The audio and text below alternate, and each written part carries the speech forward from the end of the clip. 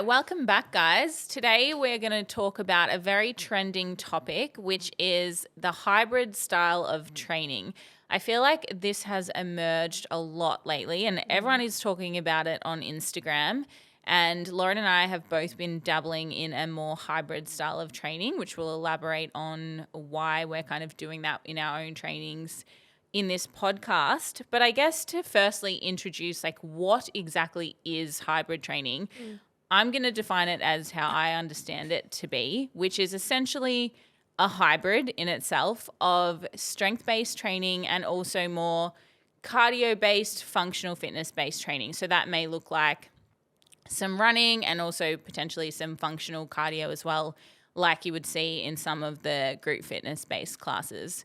How would you describe hybrid training, Loz? Yeah, I guess when I think of the word hybrid, I normally just think of more than one thing. So it's like you stepping outside of maybe your one area of specialization and trying to be good at multiple areas. So whether that's throwing in gymnastics or swimming or anything like that. I think the traditional or the way that it's trending is normally cardio and strength, right? Mm-hmm.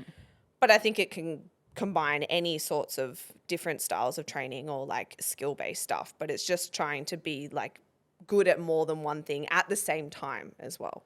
Yeah, I think that's a really good description actually, because that's literally a hybrid is a combination of more than one thing. So yeah, I think currently on Instagram, what is trending is a lot of the cardio and strength-based and combining both of those elements. And I think there's both pros and cons to having this kind of hybrid-based approach.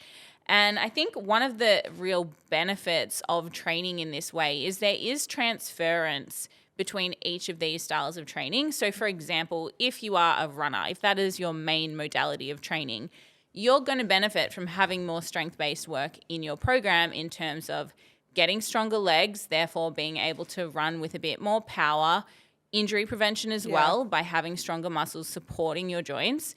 So there's a lot of transference in that. If you look at it on the flip side as well, if you are a bodybuilder or you do mostly weight-based training, there is still an element of cardio fitness that is going to help improve your weight-based training. Think about when you're doing heavy lunges and how puffed you will get if you have no cardio fitness whatsoever.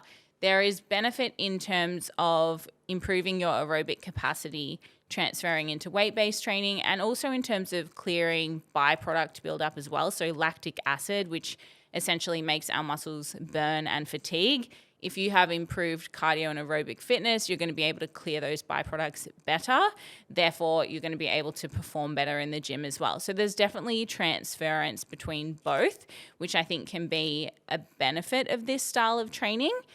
But I'm also kind of the view that you can be a jack of all trades and a master of none, which is something I want to kind of talk about today, where it's okay to want to do all of these things and be good at all of these things, and you can be good. But you can't be elite at anything if you're trying to spread yourself too thin across multiple modalities. So, for example, if you want to be the absolute best bodybuilder in particular that you can be, if you're mucking around doing 3 group fitness classes and 2 runs on top of bodybuilding training a week, you're obviously not going to be the best bodybuilder that you can be, because it does take away from what you're trying to do in terms of putting on muscle and, I guess, building that physique that you need to compete by dabbling too much in other styles of training. So that's kind of the pros and cons that I would see in this style of training. Yeah, I think the thought patterns around it has changed a little bit in terms of, I feel like a few years ago, it was thought that if you were trying to do it all, you were going to be average at everything too, not good. It was yeah, you can do it, but you're never going to really make that much progress if you're spreading yourself super thin. I think with the rise or the trend of the hybrid style training, and something that I'm experiencing as well, and that I use in life as well when you're trying to do multiple things, is I think you can be pretty good at everything. But as you said, it's the way that I conceptualize it is you're never going to get that last 10%. Yeah. But I think you can be 90% across the board. I can be really strong and like be a good runner and like do lots of body weight stuff and blah, blah, blah. But maybe that like last 5 kilos on my deadlift, I'm not going to get. Or like the last like minute off my running time is also going to be slightly out of reach. But that doesn't mean that you can't be like above average across the board as long as you're like managing like the time that you're spending like in each area. But that's the way that I like to think about it, is like knowing that you're kind of giving up that last little bit, but also that you can be elite as, I mean, like hybrid's turning into its own modality itself, right? So it's like, okay, you might be able to be elite as a hybrid athlete. What that looks like, I think, is still becoming like more clear. But you look at like CrossFit athletes and stuff like that, like, you know, yeah, they probably are not going to the Olympics and like winning the weightlifting or winning the, you know, however long run, but they are elite in their sport, which essentially is hybrid fitness. Yeah, 100%. I totally agree with that. It's just the last like 5 to 10% that you probably won't tap into if you're trying to spread yourself too thin, which I think is an important conversation given a lot of our audience is like bodybuilding competitors, just because of my background. But, you know, for the everyday person, I do think hybrid styles of training is actually a really good way to go about it, provided you're not overdoing your training volume in general, because, you know, cardiovascular fitness is so important for our overall health as well. And I think that's something that is often neglected in the bodybuilding world, where maybe it's changing a little bit nowadays, but it used to be a very anti-cardio kind of movement where bodybuilders would be like, nah, we don't do cardio because it's sacrificing gains. And it was very anti-cardio. Even in prep, there was a lot of coaches that would not give any cardio to their clients, even in a contest prep. I think that's because you kind of look at it more as like a lever to pull, right? Rather than like a addition for health. Like, I'm not going to pull the cardio lever until I feel like I need to do that as a coach in order to like drive output higher. But it's not really about like the training adaptations. Is that correct? Yeah, 100%. I think in the bodybuilding space, it's kind of just viewed as a calorie burning tool to elicit fat loss. And it's neglected the idea that it's actually beneficial for our heart health. Because, you know, we care about how we look, but we also should be caring about our health, right? And what's going on internally.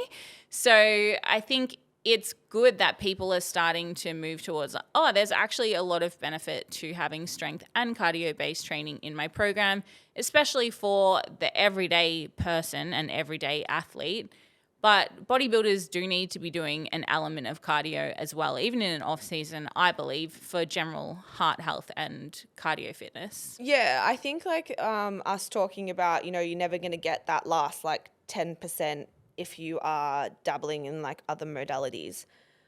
I think there's a threshold where that becomes true, right? Because it's like, okay, say for example, if you are a runner and you want to be like the best runner that you can be, if you only do running, that is not the way to go either, like to be elite. Like adding, say, 2 strength sessions to a runner's week is actually probably going to help them to become a more elite runner, because they're not going to like fall apart. They're going to have, you know, all the stuff that you spoke about before, like that base level of strength to allow them to like recover, generate more power on their runs and that kind of thing.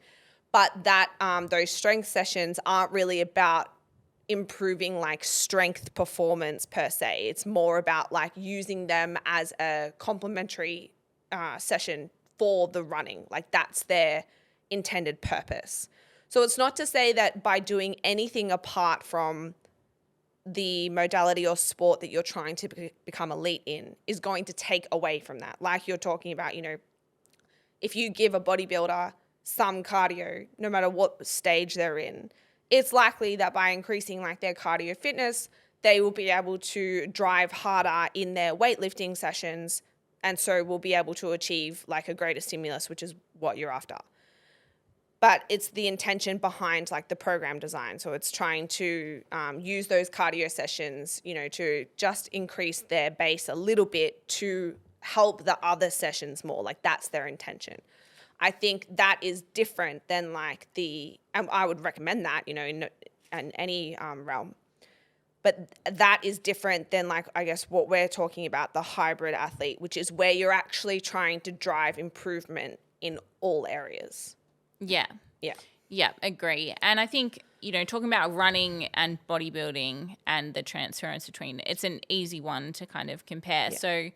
So if you're a runner, your gym sessions are going to primarily be focused on improving your strength and also improving your stabilization so you're not getting injured when you run, right? You're not going to be a runner that goes into the gym and does a hypertrophy style training program like a bodybuilder, because a hypertrophy style training program is going to create a lot of soreness and a lot of DOMs compared to if you're training in like a strength-based rep range, right? So it's more about, if you're trying to be elite at one thing, you're still going to do some of the other thing, but the other thing has to complement. So you're not going to be a runner that goes in and does a whole bunch of hypertrophy training, because it's going to take away a lot from your running, whereas strength won't.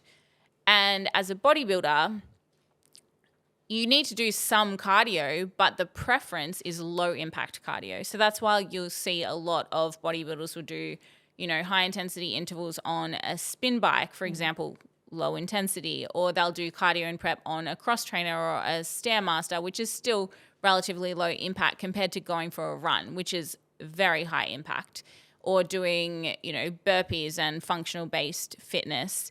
So I think that's where you need to consider how you structure it if you're trying to be elite at one thing, and making sure it's not taking away from that other thing.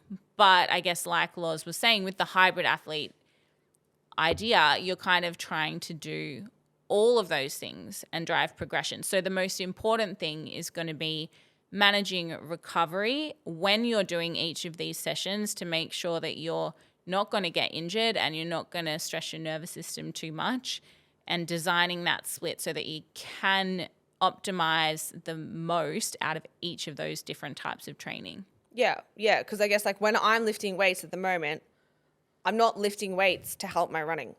Like, I'm lifting weights to lift weights and to get stronger.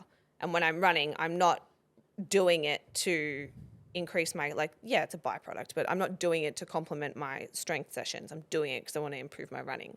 So I guess, that's the differentiation there. I hope that by us speaking about all of these sorts of things that we take into consideration, right, when we're looking at a program, so say the high impact, there's a difference between going for a run versus doing your cardio on a bike, or programming a strength session as more of hypertrophy based rather than giving a runner a lower rep range, blah, blah, blah. All of these sorts of conversations are relatively normal for you and I, but when everyday people are thinking about doing hybrid or whatever, I think they just think oh, I'll just do everything. And it's there's so many things to take into consideration to make sure that you don't fall apart, or that you do get the adaptations that you're trying to get, right? There's obviously a certain reason why you're doing a certain type of training. But I hope that at least us having this conversation might just make them think, be oh, it's actually more complicated than Instagram makes it out to be. I can't just, well, I can, but lift weights in the morning and then run 20Ks in the evening, and then I'll make a fun reel and do it all again tomorrow, and now I'm exhausted. Yeah. But there's so many things. It's not just strength or cardio when you're looking at program design or fatigue management or putting all of these sorts of things together. I think now with so many people on Instagram, everyone thinks they can just write a program, and it's more complicated than that. In order to get it right, you can throw something together, but whether or not it'll work is something else. Yeah, and I think this hybrid style of training is the most complicated and the most high risk, because you are doing a lot of different modalities that are all requiring a high level of intensity and output. So you really need to learn how to structure your week effectively without hurting yourself or without causing burnout. And I think one of the most important things in this style of training is, working with a coach that understands how to structure that for you, but also the ability to auto-regulate and listen to your body in this. I know with Loz and I having both stepped into more hybrid style training, which we'll talk about our why for that in a moment. But we've both experienced weeks where we've been like, oh no, I didn't do went it too very hard. well this week. Like that was not it. Yeah. Like, and I mean, you live and you learn. Like you have to, and everyone's body is different too, I think. So you do kind of have to play around with some things and be like, oh, that definitely didn't work. And then play around with other things and be like, oh, actually, I feel really good this week. Like this system must be working better. So it is a little bit about trial and error when you are trying to work in all these different things. So Loz, why did you decide to start doing more hybrid-based training? Because you come from a mostly weight training background too. Yeah, I think I have been just lifting weights for a few years now, but I grew up playing sport, and so the cardio element or feeling like cardio fit isn't something that I'm not familiar with. Sorry, excuse me. And I've enjoyed that, I like running, I like feeling like, I don't know, agile and that sort of thing. So I guess I also find cardio a lot more mentally challenging than lifting weights. I think I got to a certain point with lifting weights where I was mainly doing it. Well, was I? I was mainly doing it for physique reasons. I liked looking a certain way. I liked looking like I lifted weights. Right. But after a certain point where you are training, 5 days a week or whatever, it wasn't taking any discipline from me anymore. I think, as people in the fitness industry, we like to make it look like, oh, you just need more discipline. I'm like, this isn't hard for me anymore. I can't claim that this is discipline. I kind of just like training. And so you reach that point and you want something that's going to challenge you, right? And going for a run, I want to stop the whole time. Literally, that first K where I'm oh, how long have I been going for? I'm 3 minutes. I'm sick. Which I just don't get any of those, weight training. You might have 1 or 2 reps where you've really got to push it. It's over in 5 seconds. It's just different. And so I guess I was seeking something that was going to challenge me more. I like feeling cardio fit. I think it's a good feeling. When I'm kind of sitting at 170, 180 BPM and in my head, I'm I can keep going. That's just a fun feeling for me. But I also like doing it all. I like doing it all in my professional life, personal life. I like being good at multiple things. So it is kind of addicting to be I think I had a week 2 weeks ago where I was I deadlifted 110 kilos, bench 60 and then ran 10K. I was that's sick. And so I guess it was mainly for a mental challenge, but I also like feeling I have skills and strength and cardio fitness for health-based reasons, but it's also just fun being able to do a bunch of shit. What about you? Yeah, I think for me, I kind of decided I've been enjoying for a while since I did my last comp fair bit over a year ago now. I had been incorporating more cardio because I wanted to feel that cardio fitness. Yeah. And I've come from a sporting background as well, netball, volleyball. I was a long distance runner as well throughout high school. So I've always done a lot of that cardio-based fitness as well and really liked it, especially for my mental health.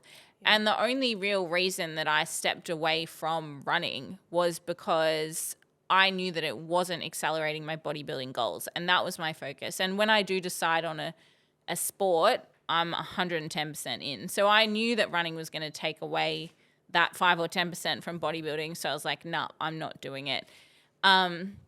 So I focused very much on bodybuilding for a while. And I guess now that I was trying to decide, do I compete in bodybuilding again or do I work towards something else? I decided I wanted to feel, I guess, a nice balance of being strong and being fit and agile and, being able to do all these cool different things with my body. So I was just keen to shake it up a little bit from what I have just been doing for the last 10 years, which is very bodybuilding based training. So I've been enjoying challenging myself in new ways and feeling like a little bit of a beginner again, having to start running again after 8 or 10 years. Man, that first 3K was hard. Yeah. And it's good to make yourself feel like a beginner Yes. again in terms of building mental fortitude, because when you've been weight training for a really long time, like I don't feel like a beginner in the gym very often. Yeah. Like at all basically anymore. Like it's just something that I am so experienced with that I felt like I needed something new to challenge me again. So that's why I kind of decided to step into it, and just to give me like a new focus, I suppose, with my training that spurred some excitement again. I go to a group fitness gym maybe once a week, which I do enjoy doing, like a cardio class through a group fitness style gym for the social element, like once a week.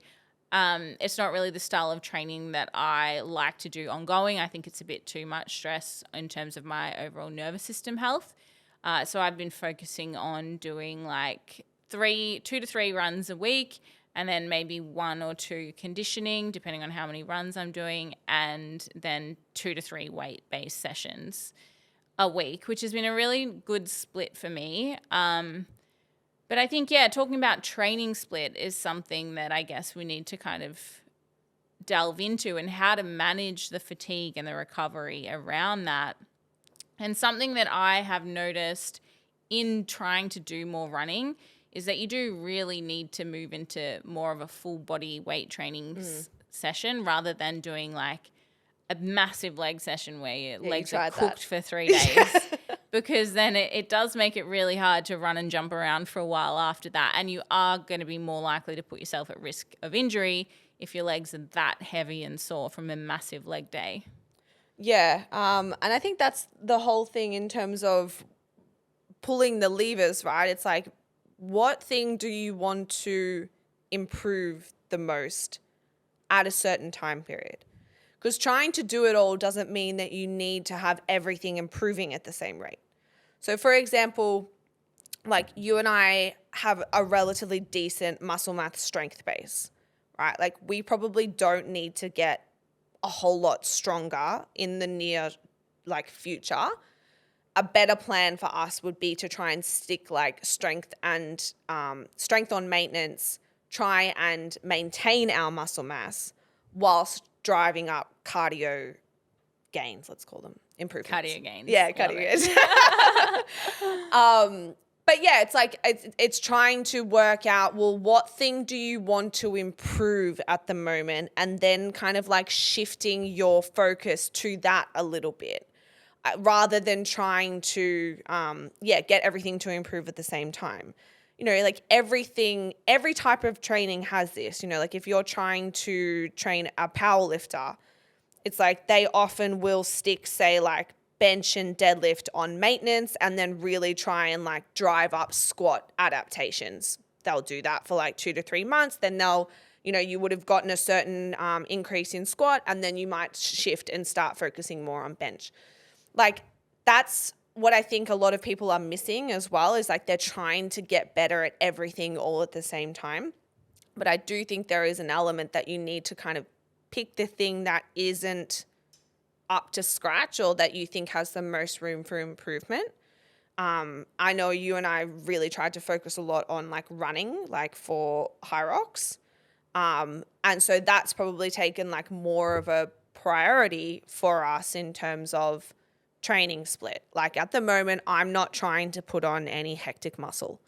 I'm trying to maintain my muscle, making sure I'm eating enough protein and all of that kind of stuff.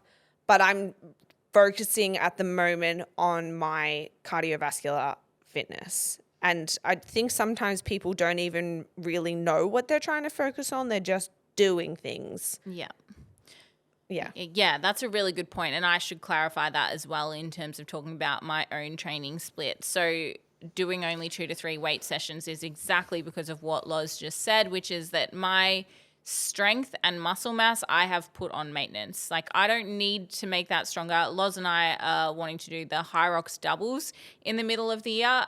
So that involves essentially 8 kilometers of running in 1 kilometer blocks, and then you stop and do a cardio-based exercise, say like a kilometer ski erg or burpee broad jumps or What's some other ones? Why am I blanking? Sled push, sled pull, med wobbles. We don't even know what we're getting ourselves in We're for. just rocking up on the day. We're like, I don't know, we have to run a lot. Hoping for the best. Yeah. No, so they're the kind of exercises you do each 1 kilometer interval. So in order to do that, I know that I've already got the strength to push and pull the sled. I've had a play with it, felt relatively light and easy to me. Obviously going to be different amongst all the running that we're going to be doing, but I know that my strength is not a problem for that. So I have decided that my strength is just going to be on maintenance and I'm focusing on my running because even, like doing the wall balls, it's like quite a lightweight. It's going to be intense cardio wise, but realistically, like the main focus I need to improve to do that event is my running. So that's why my split is targeted at 3 running sessions a week. And my strength training has taken a bit of a back seat because I know I can maintain on a very minimal dose because you don't need that much to maintain. And I think that is a really important part in terms of managing fatigue and recovery. If you are stepping into a more hybrid style of training, is realizing that, you can't really drive the adaptation and growth in all areas at once. Like pick one to really drive. And you can change between that. Like maybe you'll drive your running for a while. Like, I don't plan on running 3 times a week forever. No way. I'm just doing that to try it because I know I need to progressively overload that to drive the adaptations, right? So once I've gotten my running to a level that I'm happy with, I'll pull that back to maintenance. Like I don't want to be running 3 times a week forever. An important point as well, though, is like that once you have finished that like cycle of focusing on the running and you do put it on maintenance, that maintenance is now higher than it was previously. It's not like you take your foot off the gas and now like your running goes back to where it was. That's the whole point of like the periodization is like, all right, cool. I'm going to focus on the running for 3 months and maybe I take it from, levels like level 3 to level 4 and then I'll stick it on maintenance. But that means you now are maintaining at that like higher threshold whilst you then focus on something else. And that is how you make long-term progress across the board in multiple things. It's that when you do stick something on maintenance, it's where you drove it to. It doesn't go back to where you were. Yeah, and I think people probably hold a lot of fear around that as well, that if they step it back, they're going to go backwards. And I can understand that because I think when I first started stepping my weight training back to maintenance, even though I know the science behind the minimal effective dose, and I'm like, I know that I don't need that much to maintain, I was still like, oh, but I've been doing weights 5 times a week with like 7 exercises for X amount of years. Like I was still scared to reduce that. So I can totally understand where that mindset comes from for people, but you've got to understand, maintaining requires a lot less than what getting you there does. Yeah, I PB'd my deadlift and my bench after like lifting 3 times a week for like 2 months. Probably because you're more recovered. Well, possibly, but it's like, it's just to try and I guess like help people if they are fearing that. I wasn't even like regularly deadlifting or like benching. Like it was just because, and I was only lifting weights 3 days a week. Like that was it. And we normally do like group stuff, not group stuff, full body sessions at where I go. And I was like, oh, this is cool. Like I haven't even like really been like hitting it that hard and I'm still making like improvements. And it was really like a good reminder that, it just doesn't take that much to maintain like strength and muscle mass because I'm not losing muscle either as far as I'm aware. Yeah, no, maintenance is it really doesn't require that much. No. And what you eat is important too. Like making sure you're eating enough. I've been smashing food with all this running because I've been trying to make sure I don't lose my muscle. Like I really do want to maintain it and maintain strength, at least at this point. Probably leading into the high rocks, I probably will try and like lose a little bit of weight just to be lighter when I'm running and jumping around because I have gained a little bit deliberately as part of this phase. But yeah. That's another thing that I was going to say is that I think for a long time, and even like myself, if I was like programming for clients, right, it's like the golden rule was like weights before cardio. Like always do your weights first and then do your cardio. And I think like a point to make on that is the reason that was the rule was because like the weights were deemed the thing that you were trying to make the most improvement in. Now, it depends on like, you know, the stuff that we've spoken about, like where you're trying to drive it. But I think there's now more room to go like, okay, if cardio is the main thing that you are trying to get better at, there's nothing inherently wrong with doing like cardio first. Now that's, you know, if you're doing 2 sessions in one day, if your training split requires you to do that kind of thing. But yeah, like I think there's more room for these sorts of differences. It doesn't have to be like a one rule fits all. Because I think it was, yeah, like it's the prioritization of like where you're actually wanting to improve. Because if I do weights and then I go for a run, my running performance might be impacted. Now, if the running is the thing that I'm trying to get better at, that doesn't make any sense. I'd be better off doing it the other way around. Yeah, that's true. I would still probably err against going from cardio straight into weights just due to the increased risk of injury. But say you were to do like a run in the morning and weights in the afternoon, like that would be okay. And what I was also going to mention in terms of that sort of structure, like if running is what you are trying to improve the most on, then you're probably going to want to run on fresher legs, right? So for example, say you run on Monday and then do your leg or weight session on Tuesday, where you know your weight performance is probably going to be diminished a little bit because you did go for a run on Monday, but it's okay because you're aiming to drive the running more so than the weights, and your weights is just at maintenance. So I guess structuring it that way, if that's your priority. But then on the flip side, if you're different and you're already quite high level cardio and you're a good runner and you want to try and drive your weight-based training more, then doing that first is going to be better because you're going to then drive those improvements. And I mean, you can also use running, especially the more easy style runs, as active recovery. So they're not necessarily a bad thing to do the next day when you have got a little bit of leg DOMs. I probably wouldn't do high intensity interval running like sprints or like a really hard run the day after if your legs are quite sore, because the chance of injuring yourself is a lot higher. But implementing those like easy, more active recovery runs the day after when your legs are sore is not a bad strategy in terms of actually improving their ability to recover quicker. Yeah. I think like one of the main messages here is just actually put some thought into it. Like I think a lot of people, I think our conversations for probably 3 weeks were all focused around our training splits. Yeah, we were texting each other. Like constantly. Training splits. Being like, all right, so if I do this on Monday, then like I might do this Tuesday PM. Like we're not shitting, guys. It was literally like over 2 weeks where we were trying to like work out how we were going to do all of this and like not fall apart pretty much. But I don't think a lot of people actually put much thought into it in terms of what's the order that I'm going to do these training sessions in? You know, what is my priority in terms of where I want to see the most improvement, and does my training schedule support said priority? You know, when am I taking my rest days? How long is in between each session? Like there's a big difference between Tuesday AM to Wednesday AM than there is Tuesday PM to Wednesday AM. Like that's a whole half a day that you've lost in recovery. It's not just I trained Tuesday and now I'm training Wednesday. So like all of those sorts of things, like I would encourage people to at least just sit down and be like, does this make sense with what I'm trying to do? And also not just like adding, I think people get tempted to just add more, right? Like, okay, when people are say wanting to move from weight style training into maybe more hybrid, I think they just go, I'm just going to start running on top of my 5 weight sessions.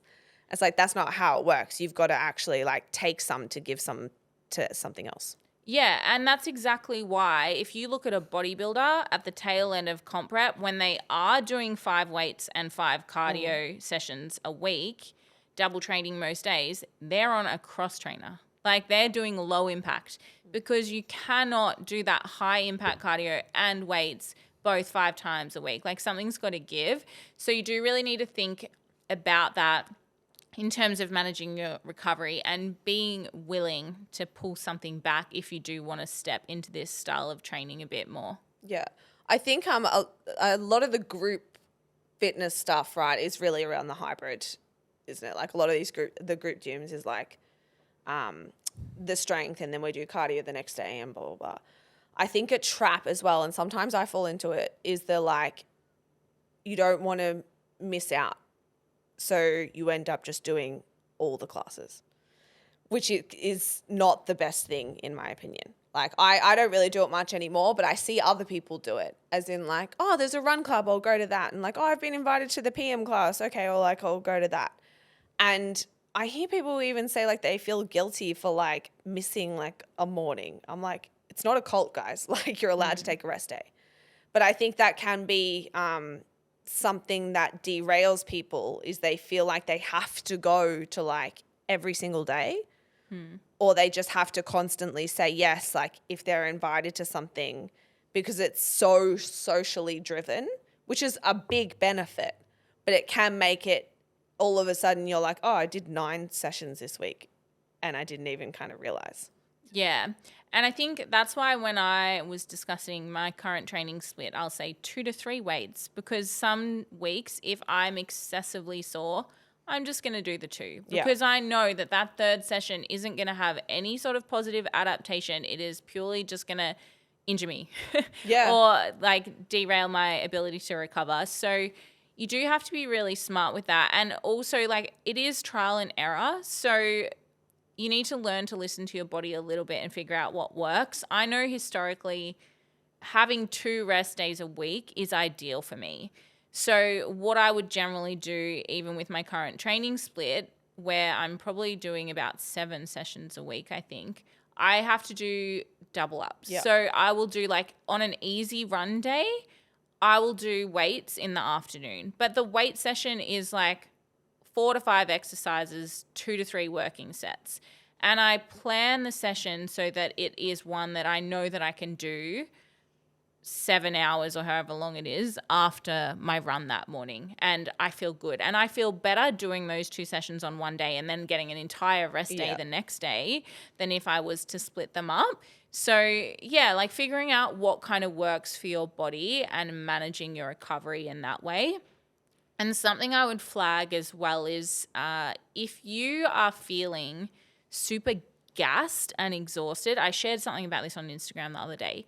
If you feel absolutely exhausted a few hours after a training session, it was probably too much for your adrenals and your body. So you really need to be willing to listen to that, especially, if you are in a group class environment where you're feeling pressure to go like every single morning. If you're starting to feel cooked couple hours after that session, it's probably a sign that you're overdoing it a little bit. And I do think as a whole, this hybrid style of training has a lot of benefits, but it is definitely a high risk in terms of overtraining because people don't understand it. It's also a relatively new space, I suppose, in terms of people understanding it and understanding how to make sure they're recovering enough while doing it.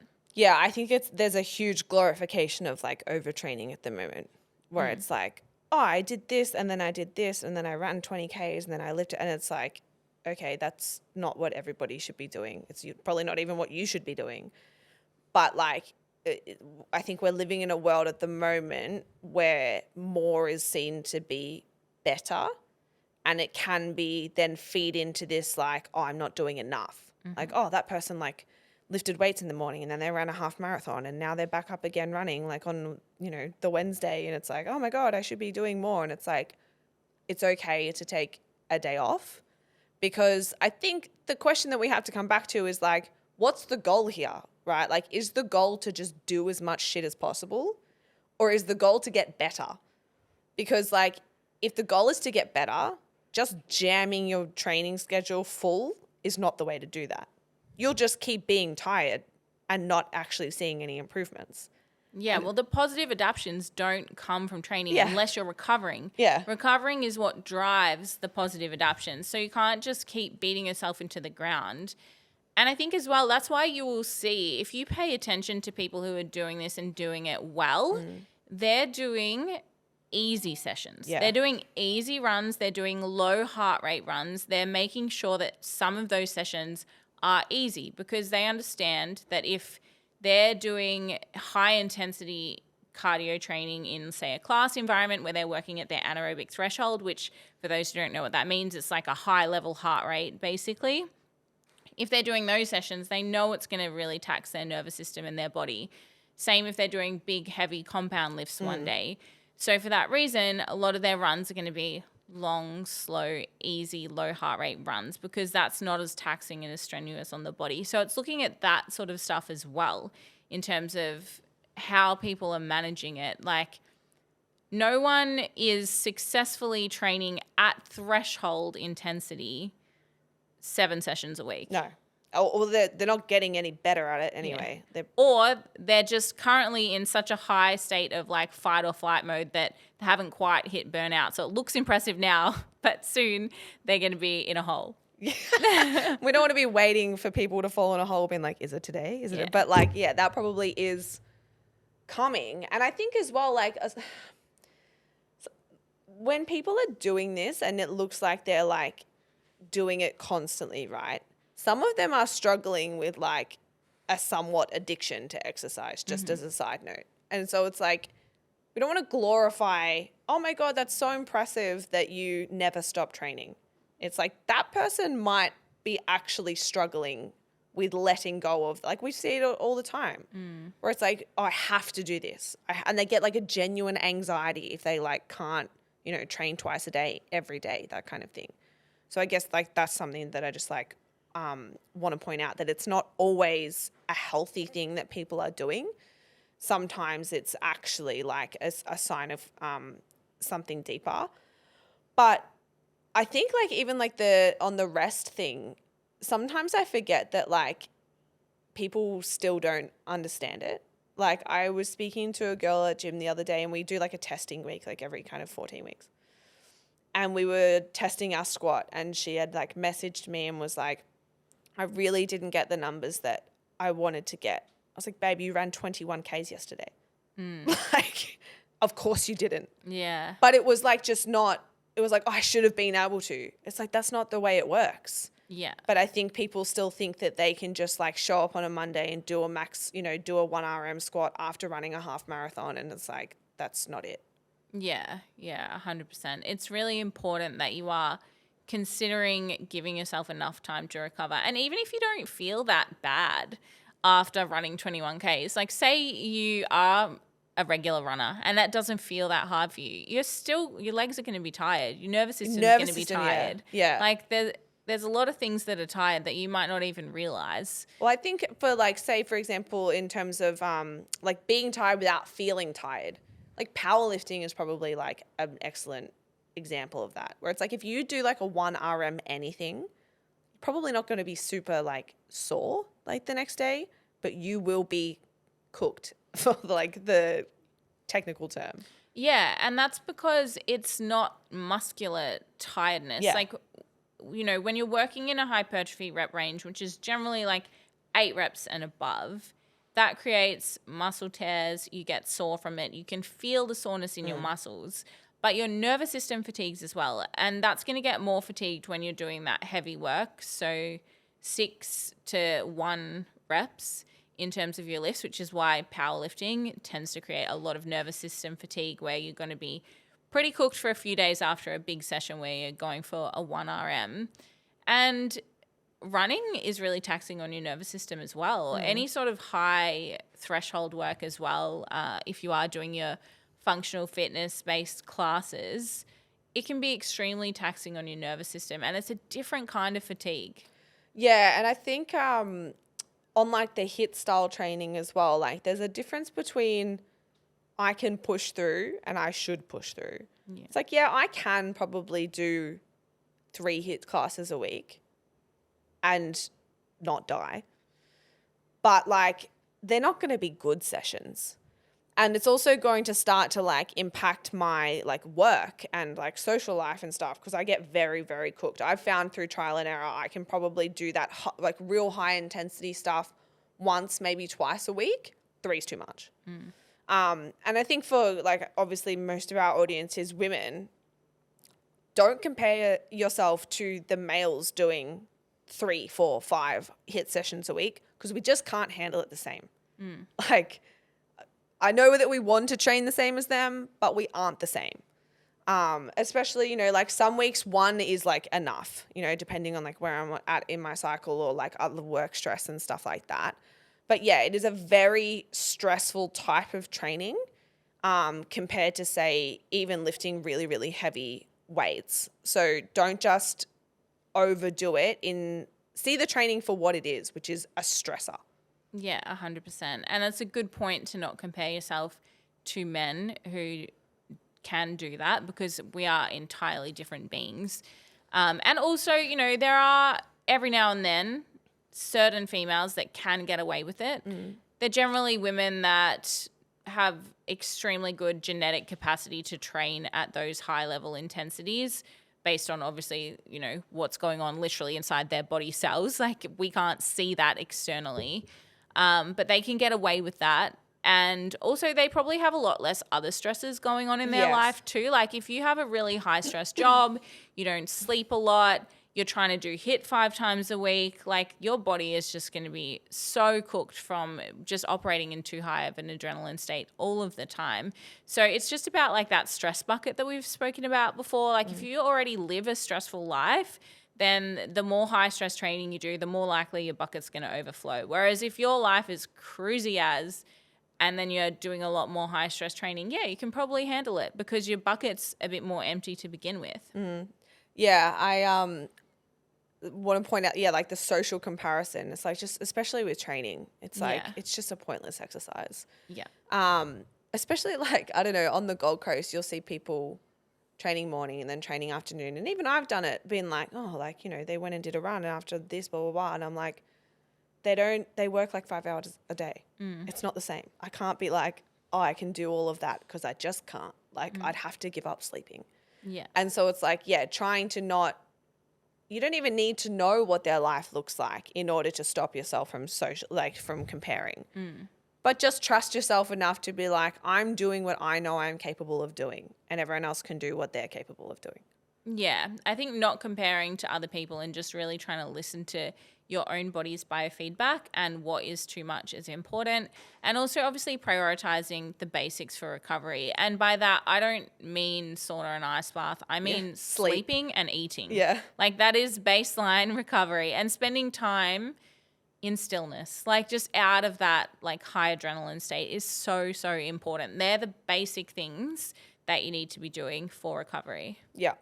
So if someone was going to start hybrid training, or they're thinking about doing it, what is like one thing that you think that they should know before they start? I think it's really important to know that, like we mentioned earlier, you can't drive improvement in all areas at once. Like, pick your one focus that you think is your weakness, focus on overloading in that area and putting the other stuff on maintenance, and then listen to your body's biofeedback as you're doing that as well. And then you can kind of tweak and toggle from there in terms of working out, like, you know, how much your body can actually handle before it's too much. And the only way to really know that is trial and error, because we can have all this information in theory, but everyone's body has a slightly different threshold. So it's all about, I guess, just trial and error. Yeah. Yeah. And sometimes your threshold will be different one week in comparison to another one. Oh, yeah, especially with women and going through cycles, like menstrual cycles and stuff. Yeah. It is going to be different, and you need to take that into account too. Yeah. Yeah, definitely. I think mine would be like to start slow, because I think especially if you get excited, where you're like, oh, I'm going to start running. It's like, just run for like 3Ks and then take like 4 days off. And then run another 3.5 Ks. And then, you know, chuck in some intervals where it's like run for 500 meters, walk for 500 meters, like that kind of thing. Like, people always want to go fast, not like running fast, but they're like, I want to, you know, do all of the things straight away. And that will end up with you, firstly, not making any improvements, and second, hating every second of it. It's like, wherever you think you want to start in terms of adding maybe a new style of training, take it back like 20% and like swallow your ego and just like start there, because there's no point you running, you know, 6-7 Ks off the bat, and then not being able to walk for a week.